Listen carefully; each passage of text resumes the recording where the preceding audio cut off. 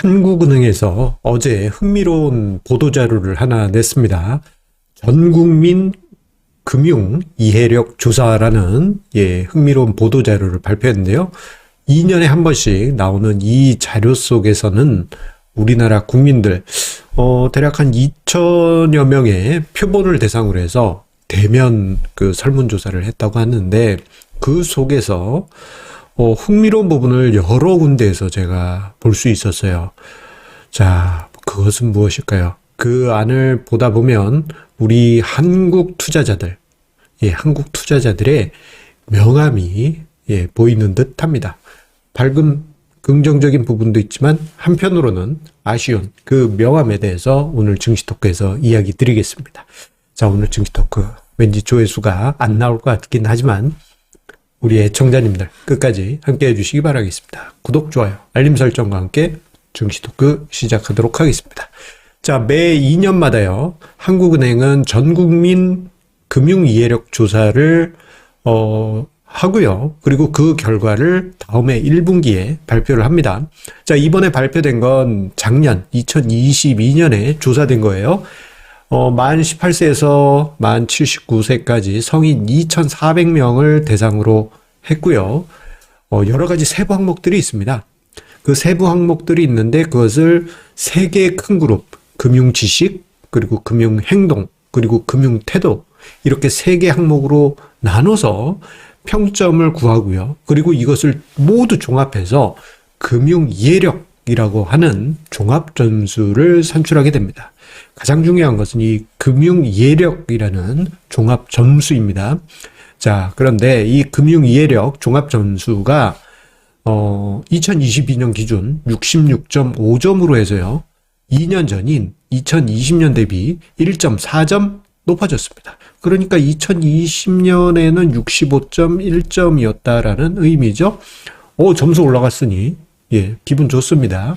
기분 좋은데 그 안을 파고 들어가 보면, 즉 여기 이제 또 항목들 있지 않습니까? 금융 지식, 금융 행동, 그리고 금융 태도, 요 항목으로 들어가면 뭔가 좀 명암이 엇갈려요. 어떻게 엇갈리느냐? 한번 표를 보도록 하시겠습니다.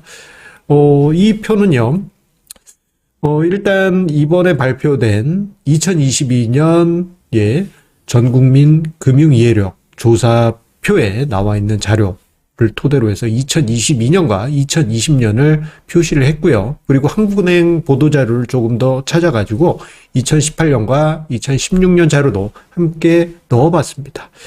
요 제가 빨간색 블록으로 친 이유는 요게요, 2022년과 2020년 자료는 OECD의 INFE의 점수 산출 방법이 변경이 되면서 한국은행에서도 그 부분은 수정을 했습니다만, 그 이전 거는 과거에 발표되었다 보니까 별도로 표시를 제가 좀 해봤습니다.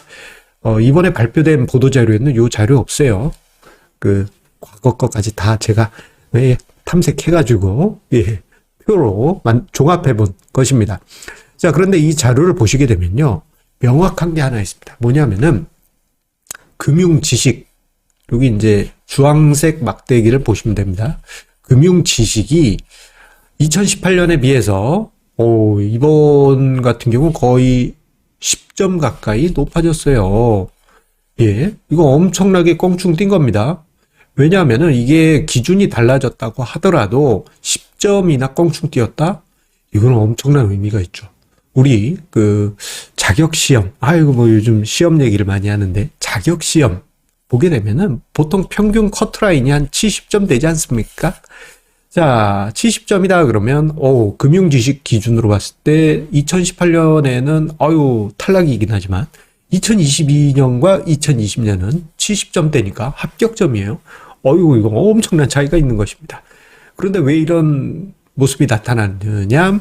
2020년을 기점으로 해서 어떤 일이 있었어요? 동학개미 운동이 전개되고, 그리고 동학개미 운동 속에 전 국민이 금융, 투자, 재테크 이런 공부들 정말 많이 하시지 않았습니까?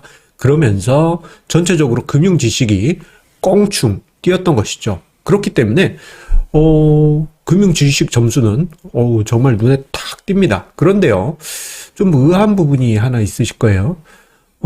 그런데, 금융 이해력 점수는 2020년하고 22년하고, 그렇게 아주 큰 차이가 없는 것 같은데, 라는 느낌이 드실 것입니다. 그도 그럴 것이, 금융 태도 부분에서 점수가 올라오긴 하였지만, 평균을 깎아먹는 그런 모습이 나타났기 때문입니다. 우리 학창 시절에 보면, 예, 반평균을 깎아먹는, 예, 그러한 것과 비슷하게 금융 태도 부분에서 평균을 깎아 먹었고요. 그리고 금융 행위, 이게 회색 막대기입니다. 회색 막대기를 보시더라도 이게 금융 지식이 점수가 높아진 것만큼 그렇게 높아지지가 않았어요. 그러면 요 안에 뭔가 중요한 의미가 담겨 있겠죠. 이것을 좀 세부적으로 보도록 하겠습니다. 금융 태도 부분을 보도록 할게요.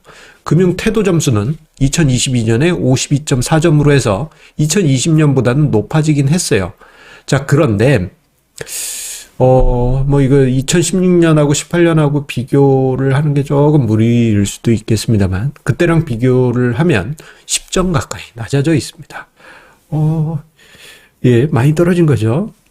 좀 쉬운 자격증 시험이 커트라인이 한 60점 아닙니까? 예. 자, 그런데 2016년, 18년은 커트라인 위였었는데 2020년하고 22년은 뭔가 금융태도 점수가 조금 쉬운 자격시험이어도 커트라인 밑으로 내려온 듯한 그런 모습을 받게 돼요. 그러면 금융태도 점수 저게 뭐야? 예, 그런 생각이 드시지 않습니까? 저도 그래서 궁금해서 자료를 쭉 보다 보니까 금융태도에 대해서 한국은행은 이렇게 이제 정의를 내렸습니다. 소비와 저축, 현재와 미래, 돈의 존재 가치 등에 대한 선호도로 저축이나 미래를 선호할수록 점수가 높아진다. 이렇게 되어 있는데, 쉽게 얘기해서 미래에 대한 대비를 하면은 금융태도 점수가 높아지는 거고, 반대로 극단적으로 얘기 드리자면 오늘만 산다. 벌어서 오늘만 한다. 즐긴다. 한다면 금융태도 점수는 쭉쭉 떨어지게 되는 것입니다. 자, 그런데 금융태도 점수가 50점 위잖아요? 그렇다는 의미는 미세하긴 합니다만, 그래도 미래를 조금 더 중요하게 본다라는 의미지만, 이게 한 60점, 70점 정도 돼야지 좀 미래를 대비하는 그런 게 있는데, 그게 아닌 거예요. 예, 약간은 오늘만 산다. 그런 분위기가 지금 우리 사회에 좀 있는 게 아닌가, 그런 생각을 가져보게 합니다. 특히나 금융태도 점수는 아니긴 한데, 금융행위 점수 관련해서 거기 이제 또 세부적인 항목들이 있어요. 그 세부 항목 중에 장기 재무 목표가 있나요? 라는 그 질문이 있는데, 이 질문의 37.3%만 긍정이었고 나머지는 부정적이었다라는 의미죠. 미래에 대한 어떤 준비나 그에 대한 태도가 지금 아직 충분하지 않은 우리 사회의 현실이 이번 통계에 나와 있다라고 할 수 있겠습니다. 자, 그와 함께 조금 전에는 이제 금융 태도잖아요. 금융 행위 부분, 여러 가지 이제 실천적인 부분을 보게 되면요.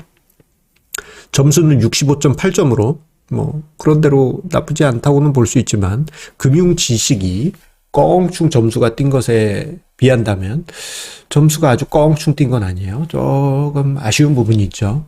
예, 아쉬운 부분이 있습니다. 그런데 그 세부 항목들을 좀 보다 보니까 예, 더 아쉬운 부분이 보입니다. 자, 금융 상품, 서비스 선택에 영향을 준 그 부분의 자료를 보게 되면요. 예상 외에 그러한 부분을 볼 수가 있습니다. 자, 지금 화면상에 제가 한국은행 보도자료를 한 번 더 재편집해가지고 화면상에 도표를 준비를 했는데요. 자, 보시게 되면은 금융상품이나 투자 정보 이런 거 어디서 얻냐? 라는 질문에 복수응답이었다고 해요. 가족, 친구, 친척, 아이고, 왜 이렇게 오타가 나오지? 예, 지인. 예, 요게 압도적으로 높습니다. 예. 요게 이렇게 압도적으로 나오는 건 좀 그래요. 왜냐하면은, 우리 앞서 봤을 때 금융 지식이 껑충 뛰었잖아요. 그럼 본인 스스로가 탐구해서 투자 정보, 금융 뭐 상품 관련한 여러 가지 정보들을 얻어야 되는데 주변 지인들, 친구들한테 먼저 얻으려고 하는 경향이 있다. 이 이야기는 과거 선배 개인 투자자들이 했던 여러 가지 행태가 반영되고 있다라고 볼 수 있겠죠. 그러한 모습이 또다시 계속 반복되고 있는 게 아닌가 싶습니다. 마치 지금 화면상에 제가 그림으로 좀 풍자를 했는데, 야, 친구야, 한 종목 한번 찔러봐. 우리 오랜만에 만났는데, 좋은 종목 너 뭐 가지고 있어? 딸랑딸랑 하면서 물어보죠. 예. 이런 거. 예. 좀, 뭐랄까, 지식은 많이 있는데, 행동이나 실천 부분에서는 과거하고 비슷한 부분이 많이 있다라는 점을 저는 이번 조사 자료에서 저는 그런 느낌을 많이 받았습니다. 자, 그래서 저는 이번 조사 결과에 대해서 한 단어로 이렇게 정의를 내리고 싶어요. 뭐냐? 헛똑똑이. 헛똑똑이. 지식은 많아. 근데 그 지식을 바탕으로 해서 실천을 하는 게 아니고 그냥 지식만 많이 있어요. 분명 투자 지식은 뭐랄까, 뭐 어떤 자격 시험의 합격점 수준으로 높아지긴 하지만 그 실천은 과거나 지금이나 비슷한 그런 모습입니다. 그러면 이거 어떻게 봐야 될까요? 저는 또 한편으로 이런 생각을 하게 됩니다. 사람들이 지식이 높아진 건 맞아요. 그런데 그 안에서 실천하는 투자자들, 사람들이 많지 않다? 그 의미는 한편, 투자 지식하고 실천력, 그리고 뭐 미래에 대한 어떤 준비 등등, 이런 것을 갖추고 있는 투자자, 혹은 뭐, 금융에 관한 공부를 하는 분들이라면, 남들보다 조금 더 앞선 그러한 성과를 만들 수 있지 않을까요? 주변의 지인들이, 와, 나보다 뭔가 더 많이 아는데? 뭐 어떤 금융 용어 더 많이 아는데? 와, 내 친구 대단한데? 이렇지만, 그렇게 똑똑한 분들이 실천을 안 한다. 근데 나는 그 친구들보다 살짝 조금 덜 알지만 그래도 뭔가 내 스스로가 투자에 대해서 제대로 하기 위한 여러 가지 노력과 실천을 하고 있다면 투자 성과는 눈에 당장 보이지 않을 수 있습니다만 한 걸음 한 걸음 높여가고 있을 것입니다. 여러분들 그 과정 저의 애청자님들이라면 함께 걸어가시고 계시리라 생각이 됩니다. 자, 우리 애청자님들 그것을 위해서 다음 주가 아니죠. 바로 내일이죠. 118자 정기 세미나 많은 관심과 참여 부탁드리겠습니다. 다른 구체적인 설명은 하지 않겠습니다. 제가 좀 그런 거 샤이하지 않습니까? 관심 있는 분들은 댓글 최상단과 영상 본문에 저희 네이버 카페 필독공지 참고하시기 바라겠습니다. 감사합니다.